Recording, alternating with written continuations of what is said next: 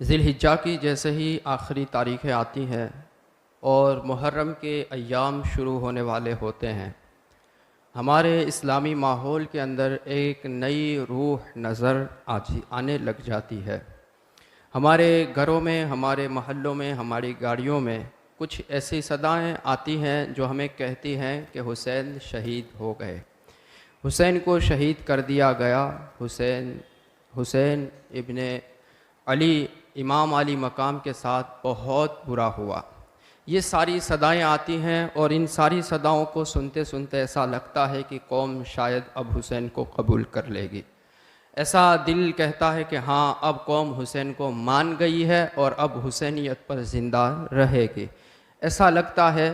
لیکن جیسے یہ محرم کے ایام 10 محرم کے ایام عاشورہ کی گھڑیاں آتی ہیں تو قوم پتہ نہیں کیوں اور کس وجہ سے حسین کو اور حسینیت کو بھول جاتی ہے، مقصد کربلا کو کیوں اپنے ذہن و فکر سے نکال دیتی ہے، اس کا سمجھنا بہت ہی مشکل ہے، بہت ہی زیادہ مشکل ہے۔ تاریخ اسلام آپ دیکھیں، جب کربلا ہو رہا تھا، اسلام آئے ہوئے 60 سال سے زائد کا عرصہ ہو چکا تھا۔ دنیا کے اندر اسلام آیا تھا، اسے اعلان اسلام جو کیا گیا تھا، حضور پاک کے آنے کے بعد ہمارے نبی نے جو کہا تھا، اسلام کا جو پیغام دیا تھا، اسے آپ سمجھنے کی کوشش کریں تو تقریباً 70 سے زائد سال کا عرصہ ہو چکا تھا جب کربلا میں تھے۔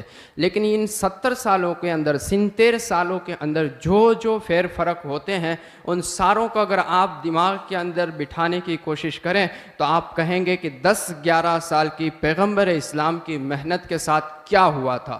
پیغمبر اسلام حضور محمد مصطفیٰ صلی اللہ تعالیٰ علیہ وآلہ وسلم نے جو درس اسلام کا دیا تھا، اس درس کو بھلانے کے لوگوں نے کیسی کوششیں اور کیسی سازشیں کر ڈالی تھیں کہ اگر ایک طرف دیکھا جائے تو شہادت حضرت عثمان کے بعد یہ سمجھنا اور دل و دماغ کے اندر بٹھانا، عقل کے اندر لانا مشکل ہو گیا تھا کہ شاید اب اسلام اپنے عروج پر نہ رہے گا، شاید اسلام اب آگے نہ بڑھ پائے گا، اب اسلام اور اسلام پھیلانے والے لوگوں کو روک دیا جائے گا اور اسی طرح شہید کیا جاتا رہے گا۔ یہی تقریباً صورت اور یہی ماحول بن گیا تھا۔ ہجری سن 40 کے اندر حضرت علی المرتضیٰ کرم اللہ تعالی وجہ الکریم کی شہادت، پھر ہجری سن 50 کے اندر امام حسن کی شہادت، تو تقریباً نقشہ تو یہی سمجھ میں آ رہا تھا اور حالت کچھ یوں ہی کہہ رہے تھے۔ اور ایسے میں یزید اٹھ کر کے اسلام کے خلاف آواز اٹھائے،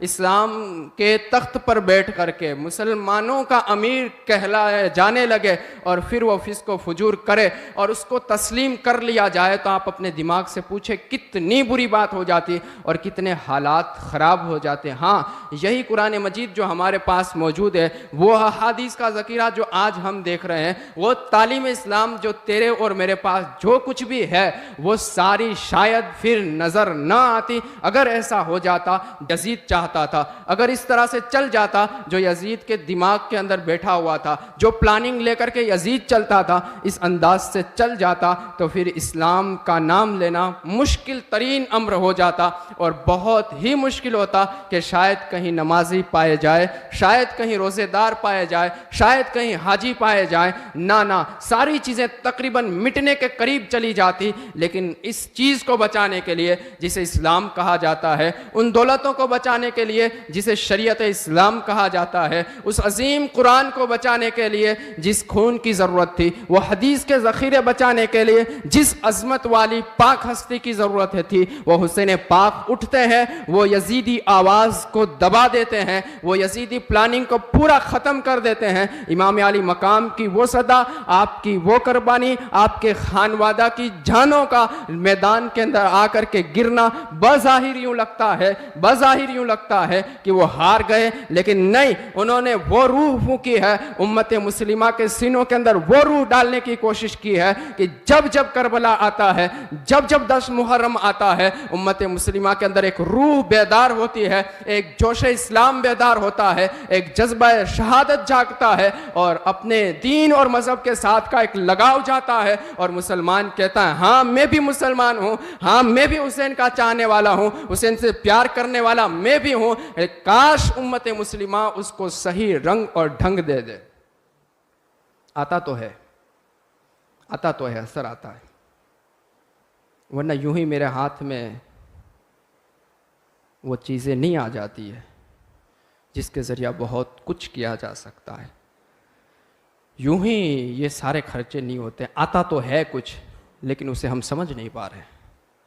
جو چیز ہمارے دل و دماغ کے اندر آتی ہے، بدن کے اندر سرایت کرتی ہے اور گھومتی ہے، جو مجھے کہہ رہے نہیں یہ بھی سچ ہے، یہ بھی ہونا چاہیے، اس انداز سے ہونا چاہیے، اس قربانی کو یوں یاد کرنا چاہیے، طریقے غلط ہیں، سسٹم غلط ہیں، لیکن حسینی انداز اور رنگ آتا ہے اور تمہیں کہتا ہے لوگوں، جس مذہب کو، جس شریعت کو، جس قانون کو بچانے کی خاطر ہم میدان میں آئے تھے، وہ قانون کہیں چلا نہ جائے، وہ شریعت کہیں چلی نہ جائے، وہ رنگ اور ڈھنگ چلا نہ جائے، تمہارے اندر پھر کر کے وہ یزیدیت نہ آ جائے۔ یہی حسین حضرت امام علی مقام کی قربانی کہہ رہی تھی، یہی سسٹم اور یہی انداز تھا، ورنہ کربلا کی دھرتی پر تو آپ پہلی محرم کو پہنچ چکے تھے۔ پہلی محرم سے لے کر 9ویں 10ویں محرم کو جنگ کربلا ہوتی ہے، پورے 8 سے 10 دن کا وقت اور ٹائم تھا۔ اگر حسین چاہتے تو بہت کچھ ہو سکتا تھا اور بہت سارا لشکر جمع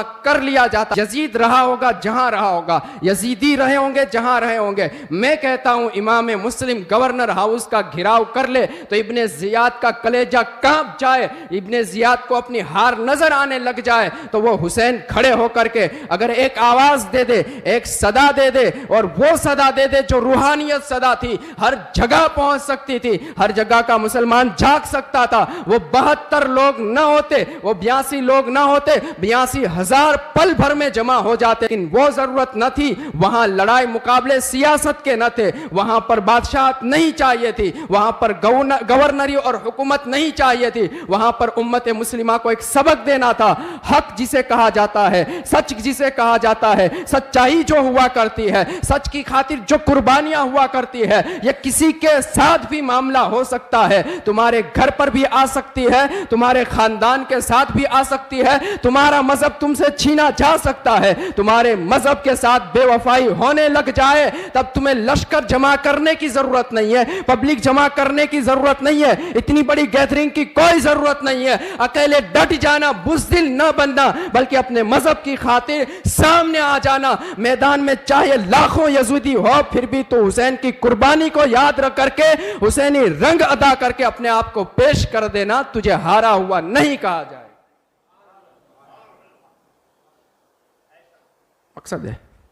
مقصد ہے حضرت، اس کے پیچھے بہت کچھ ہے۔ 8-10 دن کے اندر بہت کچھ کیا جا سکتا تھا لیکن نہیں کیا۔ میں تو کہہ رہا ہوں کہ امام علی مقام نے صرف سجدہ نہیں ادا کیا ہے، پوری نماز پڑھی ہے کربلا میں۔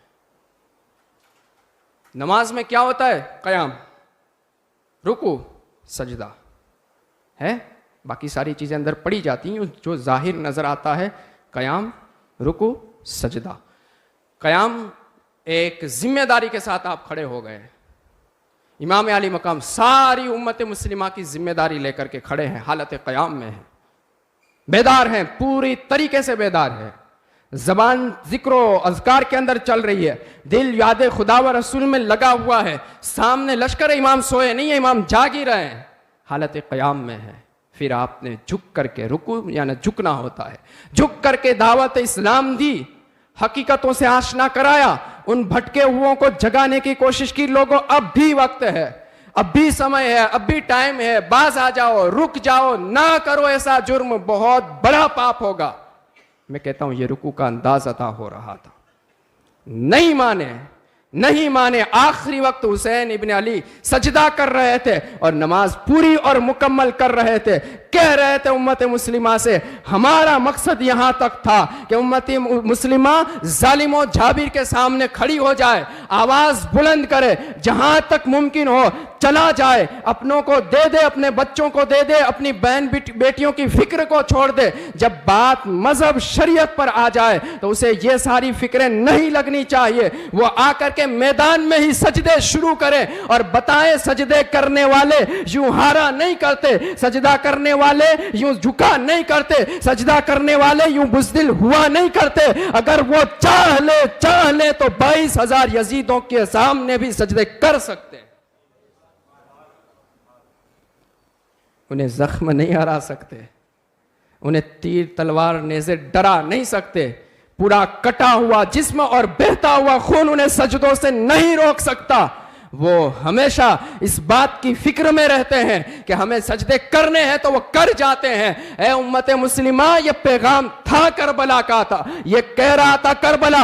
حسین سجدہ کر کے بتا رہے تھے، 72 زخموں کے کھانے کے بعد، ان گنت شریر کے اندر زخم ہونے کے باوجود، بہتے ہوئے خون کے باوجود بھی حسین کہہ رہے تھے میں زندہ ہوں، میں زندہ ہوں، دیکھ ابھی بھی میں سجدہ کر سکتا ہوں۔ اگر تجھے یقین نہ ہے تو دیکھ میں نیزے پر چڑھ کر کے بھی قرآن پڑھتا ہوں۔ اے امت مسلمہ، نہ سجدہ چھوڑنا ہے تجھے، نہ قرآن چھوڑنا ہے، یہی تیری زندگی ہے، یہی تیری حیات ہے۔ زندہ قوموں کا یہی شعور ہے، زندہ قوموں کا یہی انداز ہوتا ہے کہ ہمیشہ سجدوں میں رہا کرتی ہے، قرآن کی تلاوتوں میں رہا کرتی ہے۔ میری قوم نے کیا کیا، سمجھا کیا، سکھا کیا اور سکھایا کیا، قوم کیا کر رہی ہے۔ آج شہادت امام علی مقام کے نام پر آج وہ کربلا بنانے کی کوشش کرے گی، آج امام علی مقام کے لاشے کو دکھانے کی کوشش کرے گی، آج امام حسین کے سجدے کو وہ پرنٹ کر کے لوگوں کے سامنے تیر و تلوار والا نقشہ لا کر کے رکھنے کی کوشش کرے گی۔ ضرورت اس کی نہیں ہے، ضرورت اس کی نہیں ہے، اپنے آپ کو ثابت کر کے جسے حسین کہا گیا تھا وہ زندہ ہے اور زندہ رہے گا۔ ایک حسین چلا گیا، آج گھر گھر میں حسین پایا جائے گا، گھر گھر میں حسین ہے۔ یہ تمہیں ثابت کرنا ہے، یہ نہیں فوٹو، تصویر، لکڑے، لاٹھیاں اور اس کا بنایا ہوا ڈھانچہ، یہ نہیں ضرورت ہے۔ آپ خود ہیں، آپ خود ثابت کریں، آپ خود بتائیں کہ میں بھی حسین ہی ہوں، مجھے حسین ہی کہا جاتا ہے۔ پیغمبر صلی اللہ تعالیٰ علیہ وآلہ وسلم نے کہا تھا نا، حسین منی وانا من الحسین۔ دین مذہب کو پھیلانے کے لیے جس انداز سے میں چلا ہوں اور جس انداز سے میں نے صبر کی منزلیں پار کی ہے اور جتنی پریکشائیں میرے سامنے آتی رہی، جتنے امتحانات میں دیتا رہا، ضرورت جب پڑ جائے گی میرے پھیلائے ہوئے پیغام کو روکا جائے گا تو حسین بھی وہی طریقہ اپنائے گا، وہی کام کرے گا، وہی سسٹم سے چلے گا اور دین کو پھیلا کر کے رکھ دے گا۔ حسین منی وانا من الحسین، میں حسین سے ہوں اور حسین مجھ سے ہے۔ کیا سمجھا صرف فضیلت کی بات ہے؟ یوں حسین کے نعرے لگوا کر کے بات چل جائے گی؟ نہیں چلے گی۔ جس انداز سے شبدوں کو زبان سے ادا کیا جاتا ہے، دل بھی اس کی گواہی دینا چاہیے۔ کیا ہو رہا ہے چوک چوراہے پر میری بہن بیٹیاں؟ قوم مسلم کے ساتھ ہمارا کھیلنا کودنا، یہ حسینیت ہے؟ اس انداز سے ہوتا ہے کربلا؟ یہ ریئل مسلم ہوا کرتے ہیں؟ حقیقی معنوں میں حسین اور حسین سے پیار کرنے والے، حسین کے پیار کا دم بھرنے والے ایسے ہوا کرتے ہیں؟ نہیں، ایسے نہیں ہوتے، اس انداز سے نہیں ہوتے ہیں۔ میں آپ کے سامنے پیش کروں نا، امام زین العابدین 22-23 سال کا حسین کا شہزادہ، کربلا کی دھرتی پر موجود، کربلا کے پورے نقشے کو، فلم نہیں کہہ رہا ہوں میں، ریلز نہیں کہہ رہا ہوں میں، ہماری فیس بک کی سٹوری نہیں، ہمارے یوٹیوب کے کوئی ویڈیو نہیں، کربلا کے اندر جو ریئل ہو رہا تھا اسے 23-25 سال کا نوجوان امام زین العابدین سید سجاد اپنی نظر سے، اپنی ماتھے کی آنکھوں سے دیکھ رہے تھے، اور تقریباً جو کربلا بیان ہوا ہے امام نے ہی بیان کیا ہے۔ آپ کربلا کے بعد 40 سال زندہ رہے۔ کتنے سال؟ 40 سال۔ کتنے سال ہو جائیں گے؟ وہاں پر 20-22 سال لے لیں، یہاں سے 40 سال، 60-62 سال پوری زندگی ہوتی ہے۔ 40 سال تک زندہ رہے۔ آپ بتائیں مجھے کہ امام زین العابدین نے خوشی کا کوئی دن منایا ہو، آپ کے چہرے مبارک پر کوئی ہنسی آئی ہو، منورنجن کا کوئی کام کیا ہو، کوئی اس انداز کا سسٹم اپنایا ہو؟ غم حسین کے اندر امام زین العابدین کے سامنے سے کسائی نکلتا تھا، اپنی چھری چھپا لیتا تھا، کٹا ہوا گوشت ہوتا وہ ڈھانپ ڈھانک لیتا تھا. کہا جب زین العابدین کے سامنے سے گزرتے ہیں, سید سجاد کے سامنے سے گزرتے ہیں, تو گوشت دیکھ کر اسے علی اکبر یاد آتا ہے, امام قاسم یاد آتا ہے, علی اصغر یاد آ جاتا ہے, عباس علم بردار یاد آ جاتا ہے, حسین ابن علی یاد آ جاتا ہے. ہم نہیں چاہتے کہ سید سجاد کو کربلا یاد کرائیں, ہم چھریوں کو اور گوشتوں کو چھپا کر کے رکھتے. یہ تاریخ ہے. آپ کیا کر رہے ہیں؟ کیا دکھا رہے ہیں؟ پوری یہ زندگی سید سجاد امام زین العابدین کی پڑھ تو لیں, آپ کسی سے سن لیں کیا آپ نے رول کیسے ادا کیے ہیں. روزانہ 100 گھروں کی ذمہ داری لی تھی حضرت امام زین العابدین نے, 100 غریبوں کی ذمہ داری, اور روزانہ پوری طریقے سے, پورے سسٹم کے ساتھ, خفیہ طریقے سے, بالکل لوگوں کے سامنے پبلکسٹی کر کے نہیں, چھپا کر کے ان کے گھروں میں پورا دن کا کھانے کا خرچہ, ساری چیزیں پہنچ جایا کرتی تھی. آپ کیا کر رہے ہیں؟ آپ حسینی ایسے نہیں ہوتے, بالکل نہیں ہوتے. یزیدی ہوتے ہیں دھوکے باز, دغا باز, جھوٹے, فاسق, فاجر, گندی طبیعت کے, گندی فکر والے ہوتے.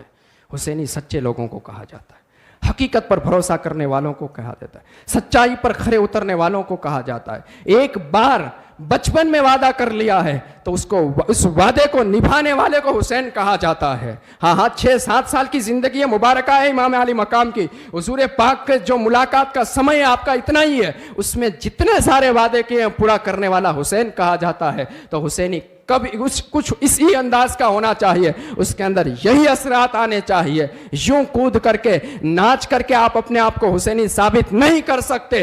ناچنے کودنے کے لیے آپ کروڑوں بلینز کا خرچہ کر ڈالیں, لیکن آپ کو حسینی نہیں کہا جا سکتا کہ سراسر وہ یزیدیت نظر آتی ہے. ہم کیسے مان جائیں بتائیں آپ, ہم کیسے مان جائیں؟ اگر یہی سارے سسٹم صحیح مانے جائیں تو امام زین العابدین, میں کہہ رہا ہوں نا 40 سال زندہ رہے. مان لو یزید کی قید میں آپ نے جو وقت گزارا, پھر تو آج فریڈم میں تھے, آزادی میں تھے, اور آپ وقت کے بہت بڑے امام تھے اس وقت, اور آپ کی صدا کے اوپر ساری امت مسلمہ کو جمع ہونا واجب اور ضروری تھا. کون تھا جو منع کر دے؟ اور کربلا کا چشمدید گواہ کہہ رہا ہوگا, میں دیکھ کر کے آیا ہوں, میں نے دیکھا ہے, مجھے ادھیکار ہوتا ہے. ایسا کہا نہیں ہے. میں آپ کو ایک فیلنگ بتاؤں, وہ کہہ سکتے تھے میں دیکھ کر کے آیا ہوں, مجھے ادھیکار ہے کہ میں اپنا سینہ پیٹوں, مجھے ادھیکار ہے کہ غم حسین مناؤں, مجھے ادھیکار ہے کہ میں رو کے بیان کروں. دکھا دیں آپ 40 سال کی زندگی کے اندر کبھی امام زین العابدین نے کیا ہو. چلو آپ کہہ دیں کہ زین العابدین سے نہیں ہو سکتا تھا, امام باقر سے ہوا, امام جعفر سے ہوا, تمام تر جو زندہ رہے بعد میں اور آج تک جو ریئل زندہ ہیں ان سے آپ دیکھ کر کے بتائیں, کسی نے نہیں کہا ہوگا, کبھی کوئی نہیں کہا. ہر کوئی اٹھتا ہے تو وہ کہتا ہے واہ حسین تیری بہادری کو سلام, تیری جرت کو سلام, تیری ہمت کو سلام, تیری طاقت کو سلام کہ تو اپنے نوجوانوں کو بھی شہید کر کے یوں بہادری کے ساتھ کھڑا ہے. یہ ہے حقیقت, یہ ہے. ہم نے مذاق بنا لیا ہے, اتنی عظیم قربانی کو مذاق بنا لیا. جیسے نام میں کہہ رہا تھا وہ ذی الحجہ کے دن آپ کو کہہ رہا تھا نا کہ یہ حضرت اسماعیل کی قربانی کو آپ یوں نہ سمجھے, اپنے اندر دل کے اندر اثر پیدا کریں. بہت کچھ ہے اس کے اندر, آپ سمجھنے کی کوشش کریں, لیکن وہ قربانی بھی یوں ہمارے سامنے سے چلی جاتی, گزر جاتی, ہمیں کوئی احساس نہیں ہوتا کس لیے تھی, کیا تھا, کیوں تھا, کیا حکم تھا, کوئی چیز ہمیں اس کی فکر نہیں ہوتی. تو غم حسین یوں نہیں منایا جاتا, غم حسین سجدوں میں آیا کرتا ہے, غم حسین نمازوں میں آیا کرتا ہے. غم حسین اپنے اندر شریعت بٹھائیں تو اس کے اندر آتا ہے. پھر پتا چلتا ہے کہ شریعت کے اوپر پابند ہونا کتنا مشکل ہے اور بناوٹیں کرنا کتنا آسان ہے. بہت آسان ہے. آپ پر کوئی قانونی کارروائی نہ ہو, آپ پر کوئی قانون لاگو نہ پڑے, شریعت کا ایک سجدہ کریں گے نا تو آپ کو کہا جائے گا کہ سجدہ کرنے کے لیے یوں بیٹھنا ہوگا, یوں جھکنا ہوگا, یوں ہاتھ رکھنے ہوں گے, اس انداز سے تسبیح तस्बीह पढ़नी होगी, लेकिन अगर मैं नाचूं, कूदूं, बनावटें करूं, नकली चीजों को अपनाऊं, तो वहां पर कोई कानून नहीं होता। अरे कानून कैसे होगा? जो शरीयत में जो चीज नहीं है उसका कानून नहीं होता है। जो शरीयत में सारी चीजें हैं उनके कानून हुआ करते हैं, उनके सिस्टम हुआ करते हैं, और उनको कंडीशनों के साथ अदा करना होता। ऐ उम्मत मुस्लिमा जाग, हुसैन इब्ने अली की कुर्बानी को यूं तू नहीं भूलवा सकता, यूं नहीं बदलवा सकता, दुश्मनों की खुशियों को यूं नहीं तू आबाद करा सकता। हमेशा और हर दौर में हुसैनी जिंदा है, क्योंकि हुसैन भी जिंदा है। यह किसी और का कहना नहीं है, यह कुरान कहता है, वला तक़ूलू लिमन युक़तलु फी सबीलिल्लाहि अमवात बल अहयाउन वलाकिन ला तशउरून। ऐ तुम उन लोगों को जो अल्लाह की राह में मर जाते हैं, जाने दे देते हैं, उन्हें मुर्दा न कहो, वो तो जिंदा है, वो तो जिंदा है, पर तुम्हें शऊर नहीं। हर दौर में हुसैनी जिंदा है। नहीं, कोई बनावट इस पर गालिब नहीं आ सकती, ऐसा नहीं हो सकता। यूं 10 दिन के हम हुसैनी नहीं है, हम 365 दिन वाले हुसैनी। हुसैन का सजदा हमें यही कह रहा था, हुसैन का नेज़े पर कुरान पढ़ना भी हमें यही कह रहा था। हुसैन और उनके साथियों का इब्ने ज़ियाद के पास जाना, दरबार नहीं बोलता मैं, वहाँ पर जाना भी यही कह रहा था। यजीद के पास जाना भी यही कह रहा था कि ये हम जिंदा हैं और हम मरे नहीं हैं, और हम जिंदा रहेंगे जब तक जिंदा कौमें हमें अपनाती रहेंगी। मुर्दा दिल और मुर्दा कौमों के लिए हम जिंदा नहीं है, उसके लिए यजीद मुबारक और हमारे लिए हुसैन मुबारक।